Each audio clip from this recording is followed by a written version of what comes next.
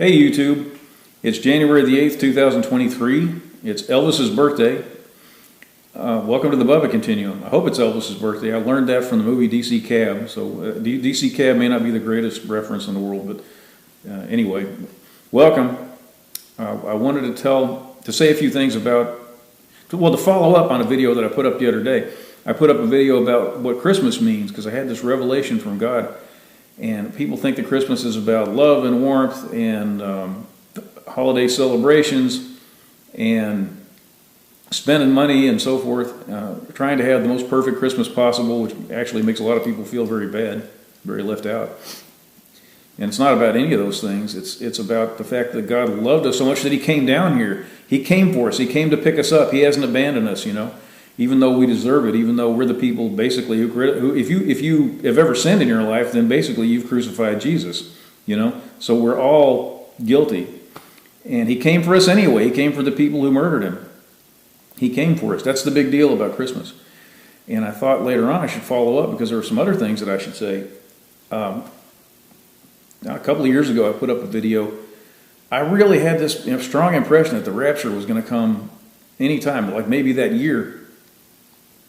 And I had this dream not too long before Christmas. I dreamed I was in the shower at the house where I grew up, where I spent most of the time that I grew up. And I was in the shower, and I could hear people outside talking. And for some reason, I started singing, "I'll Be Home for Christmas." And let's see, I got the lyrics here that, let me see, where are they? Oh, well, if I can find it. All right. I'll be home for Christmas, you can plan on me. Please have snow and mistletoe and presents beneath the tree, or on the tree, people say. Christmas Eve will find me where the love light gleams. I'll be home for Christmas, if only in my dreams. It says here, you'll be in my dreams, but nobody says that, only in my dreams. So I think they always say only in my dreams, because it's supposed to be a sad song. Oh, I dropped the phone, I dropped my glasses. I'll tell you what, I'll edit this out. So I was singing this song, and I had this feeling. I was thinking, where is home? Home is heaven. And where does the love light gleam? It gleams in heaven, because the Bible says that the Lord is the light of heaven. And there's no shadows in heaven. Everything is transparent in heaven. So there's light everywhere, and it comes from the Lord. You don't need the sun. You don't need a lamp. And God is love. So heaven is where the love light gleams. And I thought, maybe this is about God coming to get us. And because He says Christmas, because the dream's about a Christmas song, maybe that means He's coming by Christmas this year, which is, I think, 2020. Well, of course, that turned out to be wrong. We're still here, sadly for us. And so I got this revelation this year, and I started to have a better understanding of what it might mean, and I will tell you. Now, what people don't understand is that the rapture is going to be the second Christmas. I mean, we argue all the time about the date of Christmas and so forth, and what it's supposed to be like, and whether we celebrate it correctly. But there was a Christmas. I mean, there was a first Christmas. There was a day when Jesus Christ was born, It happened. So there has been one Christmas. I mean, one real Christmas, not just these commemorative observations. And there's going to be another Christmas. When He comes back, that's going to be Christmas. And that's when we're going to get the greatest gift that anyone has ever received. So I think that's very important. When you think about Christmas, think about the rapture. Think about the fact that we haven't been abandoned. He's coming back for us. And it really is going to happen. I know people don't like to... They come up with all kinds of crazy arguments against it, but it's very clearly described in the Bible. And so many people are having dreams about it. So it can't... And the world has gotten so crazy. Free will has come to an end. And also sexual perversion has gotten so bad. There's one thing God really doesn't like. It's sexual perversion. There's certain things He'll permit. He'll permit them to behead us, and He'll permit people to put us in prison. But when we're in danger of being raped and molested and things like that, that's where He pulls the plug. I mean, if you think about Sodom, what happened in Sodom? Gangs of men roamed the streets raping other men, and so God destroyed that place. And then if you think about, there's a place called Gibeah, and the Benjamites, the Jews, they had the same thing going on. Groups of Jewish men were roaming the streets raping other men. And God destroyed Gibeah. The Jews the rest of the Hebrews got together and wiped it out. So God does things, He has patterns that repeat. So it makes sense that when the world gets sufficiently sexually perverted, He's going to come back and wipe it out. There's certain things He's not going to, I really don't believe He's going to leave us down here and allow us to suffer a big epidemic of male-on-male rape. I think that's where He's going to say that's it. There's certain things I'll put up with, and this is it. And it will happen, believe me. You can see the signs of it already. Male rape is on the increase all over the world, and there are places now in America where homosexuals have naked parades and they commit sex acts in the street. And it's not little places. It's like San Francisco and New York, And people they kind of wink at it, but that stuff's not always going to be consensual. There's a way people behave when they're small in numbers, and then there's a way they behave when they run the place. And you can see this with Muslims. They're really nice, and they talk about love and charity and so forth when they're small in numbers in America. But then when they take over a neighborhood or something, or a city, it's different. And when they take over a nation, I'm talking about real serious hardcore Muslims, not people who don't really take it seriously like the Turks.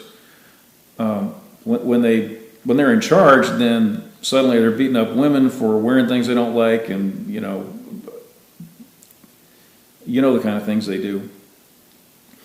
So the way people who are sexually perverted act today is not really. It's not the way they're going to act when they really have numbers behind them, and their numbers are increasing like crazy. Supposedly, not too long ago, a poll was taken, and around 40% of millennials said that they said they had some kind of sexual issue, LGBT, whatever. There was some letter that applied to them. So 40%. It used to be 1%. So that's pretty big. That's a big increase. So things are getting bad quickly. I used to wonder why the Bible said so many things about homosexuality, because when I was young, I thought there was nothing wrong with it. I thought people just, do whatever you want. I don't care. And I still don't really, it doesn't bother me, the thought that somebody might be having sex with another man in a hotel room somewhere. It doesn't keep me awake at night. But anyway, I eventually realized the Bible was very serious about that, and there were reasons for it. And now I kind of understand, when they take over, life becomes intolerable.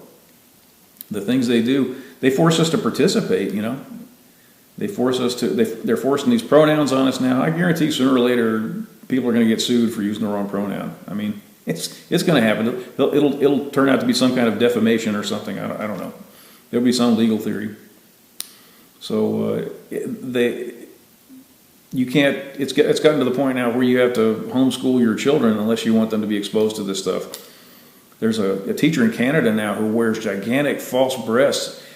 When I say gigantic, they come down to his waist, and he wears them under clingy tops, and they have artificial nipples on them. They're anatomically correct, and he won't wear anything to keep the nipples from protruding through the clothing. So this guy's teaching shop. His name is Lemieux. He calls himself Kayla Lemieux, and he walks around with these gigantic breasts with nipples sticking out, teaching shop classes to boys. The last thing these boys need to see at this stage of their life is something like that, to remind them of something they're already dealing with, sexual distraction. And to see it from another man, that's just too weird. So anyway, the world's getting very strange, and the rapture is coming. It is coming. It's not going to be too long.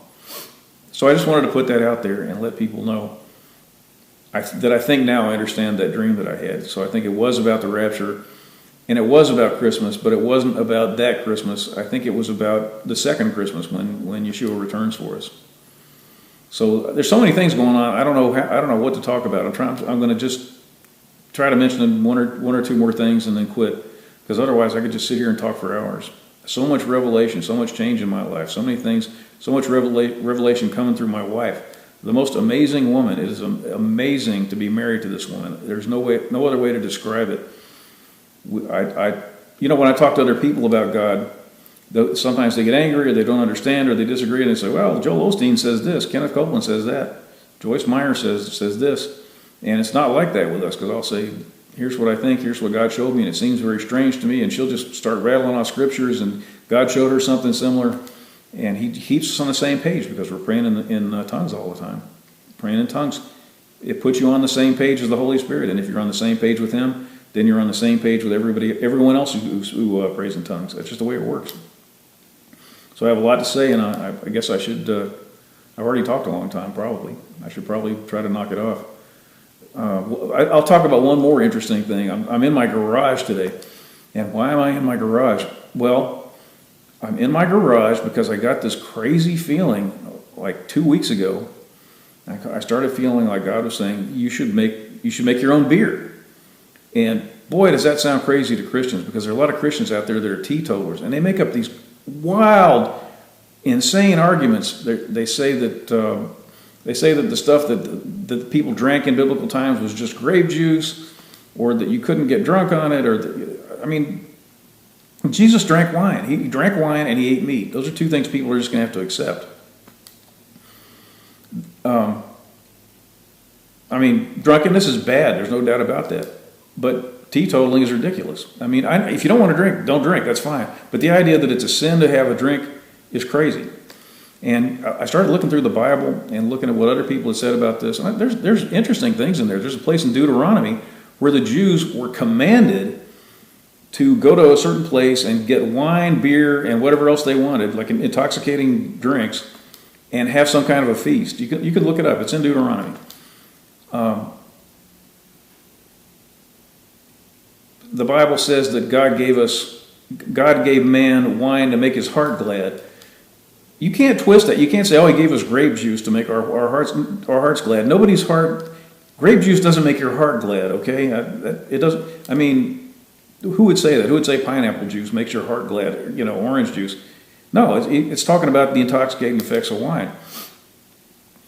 One of the worst. Well, I'm not going to say one of the worst, but one of the big curses in the Bible, if you get in trouble with God, is to plant a vineyard and have someone else drink the wine.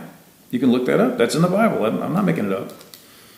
And people who say it was grape juice, they don't think about the fact that the harvest is in the fall, and Israel's a warm country. So what do you think they're drinking the next July? They take this stuff and they put it in unsterilized containers, and there's yeast on the grapes. Grapes come with yeast. It grows on them naturally. And you put yeast and sugar together, grape juice has sugar in it, you're going to get some kind of fermentation. There's no, you can do it. Even in ancient times, I suppose you could probably prevent fermentation if you worked really hard. But who's going to do that? Nobody's going to do that. It would have ruined the whole experience for them. A lot of work for nothing. So what I'm saying is that over the warm months, this stuff's going to turn into wine. There's no way you can stop it. I lived in Israel, and in March, I guess it was like in the 60s in the daytime, something like that. That's warm enough, So they'll be drinking that stuff all the way through the next October. It's wine. Wine's in the Bible. It's not forbidden. Jesus drank wine. He took a cup of wine and passed it around to the disciples. Communion wine is real wine. Well, these days they do a lot of weird things. Sometimes you go into a church, they'll give you a little thing of apple juice. I think they do that because they're afraid they don't want to tempt the alcoholics, which is understandable. But real communion is wine. That's just the way it is. So I don't know. I don't understand why God would want me to brew my own beer. But I guess I'll tell you a few things about my history. I agree that drunkenness is a terrible thing, and it causes people a lot of problems. And it has caused problems in my family. My grandfather, I didn't know my grandfather. He died in 1942. He died from drinking bad moonshine, as a matter of fact. If you drink moonshine that has methanol in it, it can destroy your kidneys, completely. You can have one drink of alcohol. He had one drink of moonshine, and your kidneys will just shut down, and that's it. You die. You swell up, which is what happened to him. He got something called uremia, which means his body filled up with fluid, and he went into convulsions and died. And he drank, and he beat my grandmother. So the story is that he beat her until she was bloody on the steps of the courthouse. He was the sheriff, and he was the county clerk at one time in a county in Kentucky. And back then, you could do that kind of thing. So apparently not a great guy. And my dad, his son, I would consider him an alcoholic because I'll put it this way: he was a problem drinker, and my understanding is that if you're a problem drinker, you're an alcoholic. You don't have to be somebody who has to have it, or else you get the shakes. Some people think that if you don't have to have alcohol every day, that you're not an alcoholic. But my dad didn't have to have it every day. But when I was a kid, he would get really drunk and he would hit my mother. And once he choked her until she became unconscious, and then when she came to, he thought she was dead. He was dragging her body. He was dragging her across the rug, apparently because he was trying to think of a way to get rid of the body. I don't know if that's correct, but that was her theory. And when she came to, she had no idea who I was and kept talking to me and freaked me out, I'll tell you what. So anyway, I would consider him an alcoholic. When he got older, his doctor told him he could have 1 drink a day. And I was trying to look out for him, because he had dementia and so forth. And you can't drink when you have dementia. And I saw what he was pouring out to drink. So I poured out the same amount in the same glass, and I measured it. It was 7.5 ounces of vodka he was drinking every night. I mean, I couldn't do that. That would wipe me out. So my family has a history of alcoholism on one side. The other side, there's nothing. And when I was young, I did stupid things when I drank. I started drinking when I was about 16. My parents bought me a trip to Europe, and I don't know what it is with the Europeans, but I was 16 years old, and the people I was with, I was on this high school trip with all these young people. We could just walk in anywhere, and there were girls with us who were 14, and the Europeans would just give them whatever they wanted. There was one guy in Holland who wouldn't give me anything to drink because I looked young, but he gave my friends stuff to drink. So I don't know what goes on over there, but I thought alcohol was the greatest thing because I was inhibited, because I grew up in an abusive household, and I had very low self-esteem, and I was very self-conscious and critical of myself all the time, much more critical than I should have been.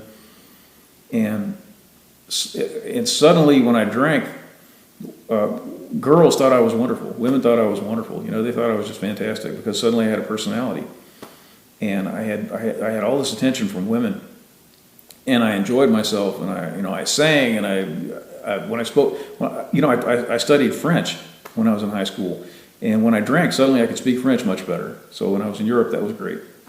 So all sorts of things like that happened. Alcohol. I thought alcohol was I thought it was the answer to my problems.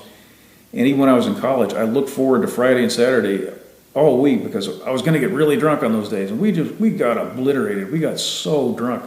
I don't want to sit here and tell you all the stupid stories about what I did and what my friends did. But we just drank and drank and drank. And I got to like beer a lot. I got to really appreciate beer, good beer. I mean, back then, it wasn't like today where you can go to the supermarket and there's literally 100 kinds of beer there. You have to get on the internet and look at your phone to figure out what you want. Back then, it was American beer, which was awful. It's still disgusting. Things like Budweiser, it's not even real beer. It's made with rice and corn and the cheapest barley available, and hop extract instead of hops, and it's just garbage. But as time passed, more and more, first it was foreign beer started appearing, and then people started homebrewing, and then the homebrewers started opening their own businesses, and suddenly we had microbrews, and now, it's just there's a forest of new beers out there. It's just amazing the stuff you can get. And in 2002, I think it was, I decided I was going to be a home brewer. Well, I'm getting ahead of myself. In the 80s, I decided, I had this idea that the quality of a nation's beer said something about the people and what was wrong with their hearts and souls, and that this horrible beer we had in America, it suggested that we had lost ourselves. We were making this garbage just to make money, and people didn't care whether it was real beer or not. Somehow that bothered me. So that's how I ended up in Israel. I was going to go to Europe, and I was going to get really drunk and drink beer in every big city in Europe. So I ran off with, I think, $750 to my name. And because back, when you're a kid, you can do that. You can just go to Europe and have $750 and think everything's going to be all right. You don't think, what if I get sick? What if I have an accident? What if I get put in jail? You just go. So I did that, and I ended up in Israel, and that's why I ended up spending time I lived for months on a kibbutz. I gave up. I was going to write a book. I was going to write a book about how messed up America was and how bad our beer was and how great the beer was in Europe. And I thought maybe they knew something we didn't. It was dumb. I was kind of inspired by a story that Henry Miller wrote. Henry Miller's this dirty old man, filthy old guy that he was a hero of mine. I remember he died in 1988, and I was so sad. Even though I was a Christian, I was sad. But he was gross. He was an old pervert. There was nothing good about this guy. Degenerate. He wrote a story called The Staff of Life, and it was about how terrible American bread was. And American bread is bad. I mean, not so much what we have today, but things like Wonder Bread and the stuff they used to pump out in the 50s. Stuff that we used to eat when I was a kid, it really was bad. So he had a point.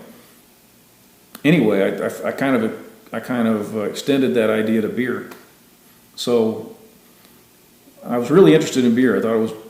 I just had this crazy idea that it was an important thing. And in 2002, even though I was older, I still had this appreciation of beer. I don't think I still thought I was going to solve the world's problems, but I still appreciated it. And I decided to make my own beer. And so for 4 or 5 years, I think I quit in 2006, I'm not sure, I made my own beer, and I came up with recipes on my own. And home brewing is kind of like being an Orthodox Jew, or a strict Roman Catholic. There are certain things you do and certain things you don't do. I mean, some people in home brewing are like that, and they'll do things called brewing to a style, which means you pick out a style of beer that somebody, I think it's usually the Germans, I'm not sure, somebody else already makes. Some professional brewers already make this kind of beer, and you say, I'm going to make something exactly like that, which seems like a complete waste of time, because why do you exist if you're going to take someone else's recipe and try to do exactly what they do when you can go to the grocery store, back then, and buy it for $5 for 6-pack? It's like you're negating your own existence. But anyway, they do things like that, and they also have competitions, beer competitions, where you try to live up to the standards of a few judges. And that seems like a stupid idea because it kills creativity. And how are you going to learn anything if everyone's trying to make a few narrow-minded people happy? And I'm sure some of them aren't narrow-minded, but the general rule in life that anything that has creativity and art involved, it's just obscene to turn it into a competition. It makes no sense. There's a story I always tell. Arthur Rubinstein was one of the greatest pianists of the 20th century. He was right up there with Richter and Horowitz. I think he was better than Horowitz, maybe not technically, but a better musician. And anyway, when he was young, Rubinstein got into a competition. I guess he was trying to get some money, and there were these experts lined up, and they had a panel, and some other guy won the competition. Arthur Rubinstein came in second. And of course, because these experts picked this guy out, you must all know who he is, because he's better than Arthur Rubinstein. So he must be famous, right? Well, no, he's not famous. He died in obscurity because Arthur Rubinstein was much better. So these professionals who should have had the ability to detect Rubinstein's vastly superior talent couldn't do it.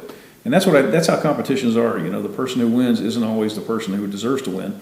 And I think that's also true in things like these Star Search or the voice competitions, whatever it is. The guy who wins ends up working at 7-Eleven. And the second or third place guy goes on to win an Oscar or have platinum records. So I think competitions in the arts and in cooking and things like that is really stupid. It's for insecure, competitive people. So I don't like it. But anyway, I got into home brewing. And my idea was I'm going to think about the beer that I like, and I'm going to say, how can I make that better? I have a taste, a flavor in my mind, an aroma, and I'll say, how can I get that? And so I never used anybody else's recipe. I would start with someone else's recipe, and then I would, redo it. Because you have to start somewhere, else you had no idea how to make beer.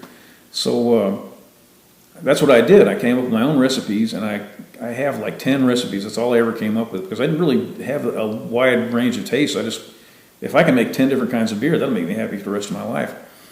And they were just phenomenal. They were so good. They're just, even today, the other day, for the first time that I can remember, maybe the first time in my life, I had a beer from a store that I thought was as good as the stuff I made, that I would actually put it beside the beer that I made and like it just as much. And that was something called Rasputin Imperial Stout.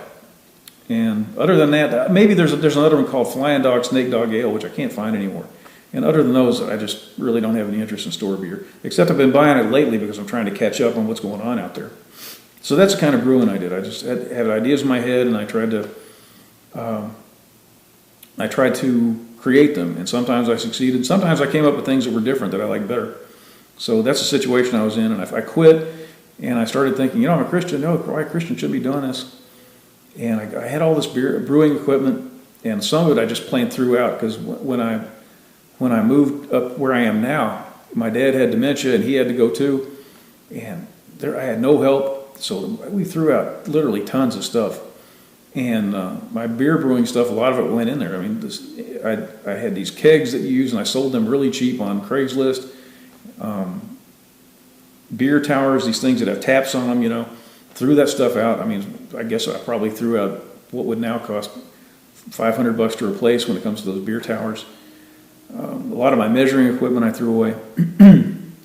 So I don't really care. I don't regret that, because I felt like I did it for God. But then I had this weird idea a couple of weeks ago that I should start doing this again. And I had no idea why God would want me to do this, because now, when I was young, I drank to get drunk. And then when I was brewing beer as an adult, I didn't really do that. I would have, like some days I'd have 4 beers, and that was a big day for me. And now I have, I'll go 2 months without having anything. When I do drink, I'll have 1 drink. And there've been, plenty of times when I've had a drink and I poured out half of it, because it just doesn't do anything for me the way it used to. The idea of getting drunk is really unpleasant to me. The idea that could even happen again, I'm just not interested in that. So some people who don't appreciate beer, they don't understand that beer is like wine. It's the flavors and the aromas and all that, they can be very complex, very rewarding. So it's just like drinking expensive wine. And some people just can't get a grip on that. When they think of beer, they think of something you drink while you're mowing the yard because you're sweaty. So it really is. It's like fine food. It's like caviar. It's like prime rib. It's something you can appreciate. It's not about getting drunk. Some people can never get that through their heads. It's not about getting drunk. Nobody would say that if you're drinking, bottles of wine that are $400 or $500 each, that you're doing that to get drunk, unless you're rich and you are doing it to get drunk. But nobody in his right mind does that. Nobody goes out and buys a Lagavulin to get drunk. Nobody pays $120 for a bottle of scotch to get drunk. So I don't have any interest in getting drunk. You just have to believe me. So as of maybe 12 days ago, I had nothing except for a few little things that were in boxes here and there that I hadn't unpacked.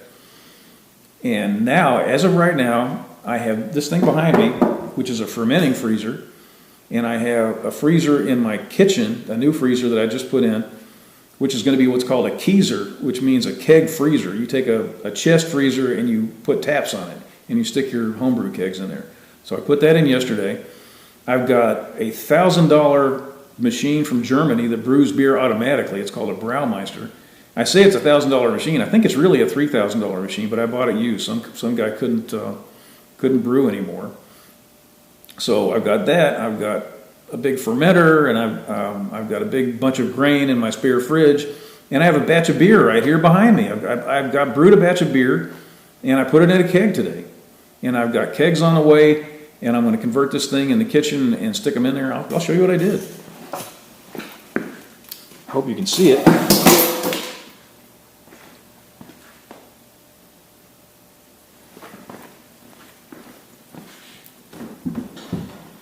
So there she is. That's a torpedo keg.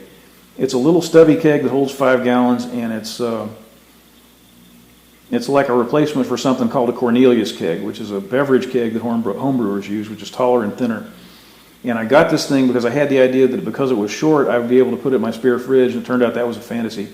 But it will turn out to be useful. It'll allow me to put 4 skinny kegs, corny kegs, in my keezer. And this thing will go on. There's a little hump inside the keezer where the compressor is, and I can put this on that, and that'll allow me to have 5 kegs. And this one will be a little warmer because that area of the keezer is a little warmer, and I can put beers that I want to keep warmer there, like stout. So this is a freezer that has a temperature control on it. Right now it's at 38 degrees to cool that keg, which I just filled today, and I got another temperature control coming for the other.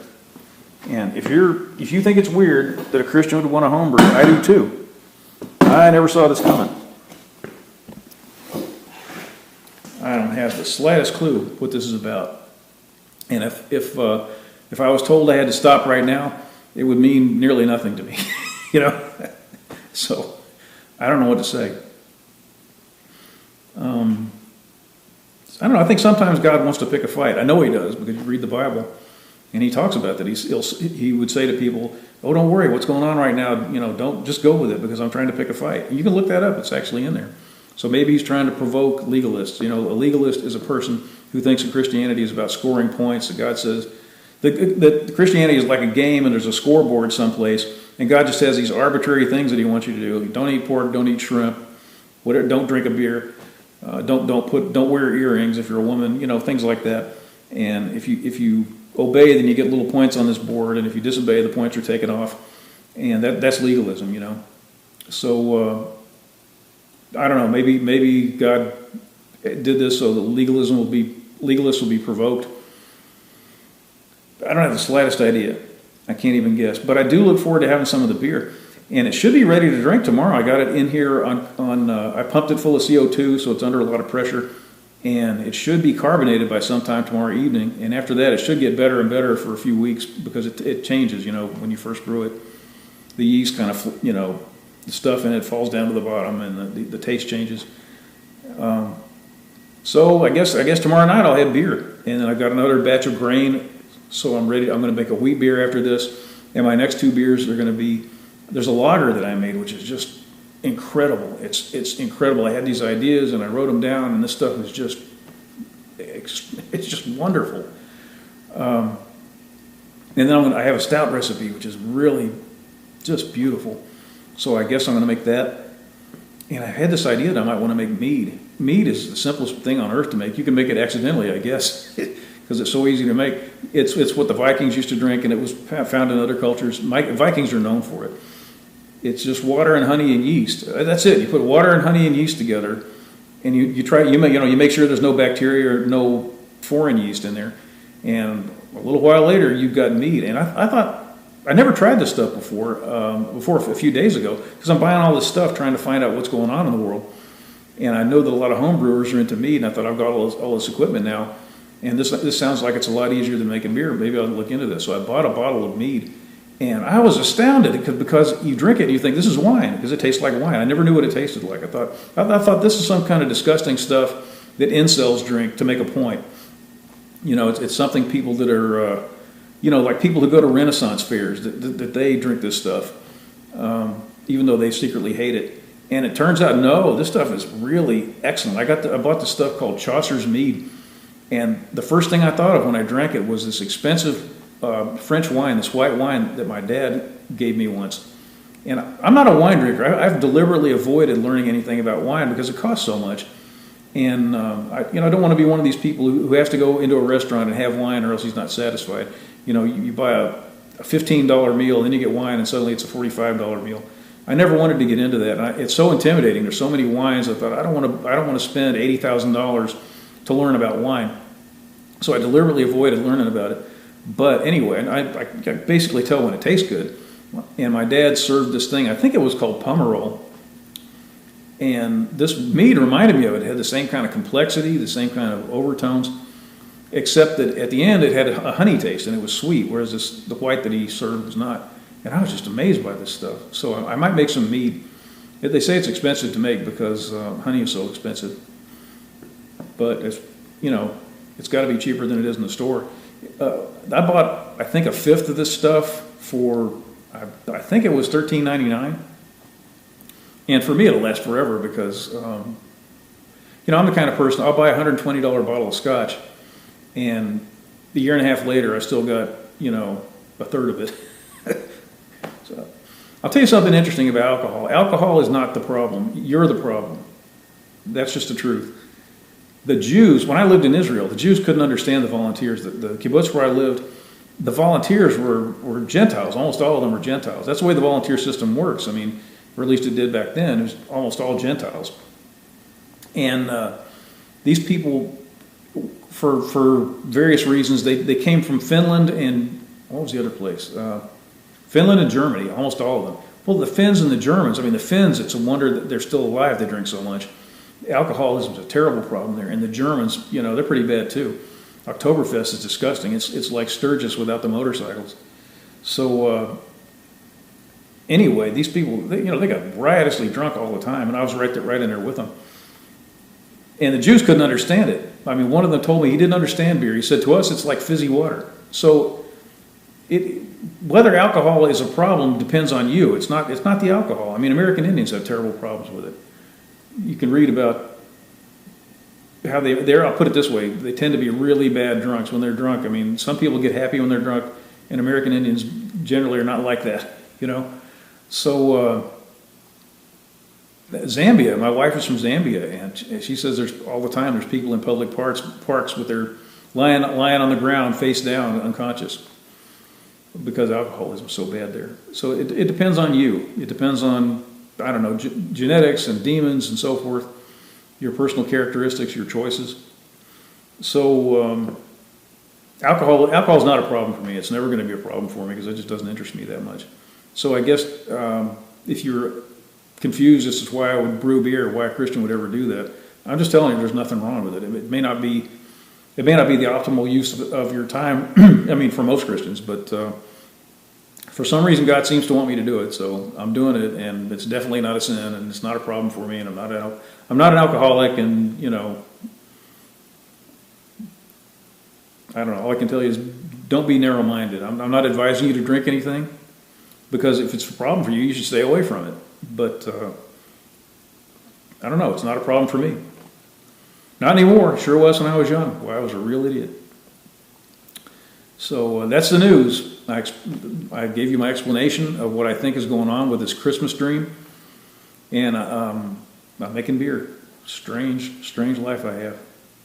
So I hope the stuff about the Christmas dream is helpful to you, because the second Christmas is coming. It really is coming. And there's many more things than this happening in my life, and I don't know how long this video is now, 40 minutes, I have no idea.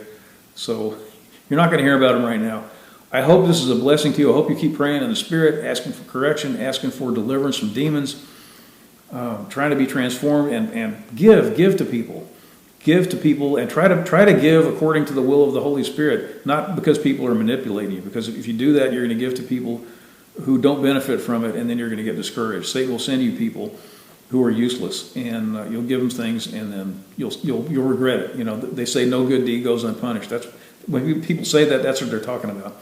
So, but it's very important that you give to people who are in need, and it's important that you try to do it according to the will of the Holy Spirit, so you don't get trapped by people that are basically tar babies. You know what a tar baby is? It comes from a story about this stupid fox who started a fight with a baby made out of tar, and he got stuck in the baby. He got stuck to it.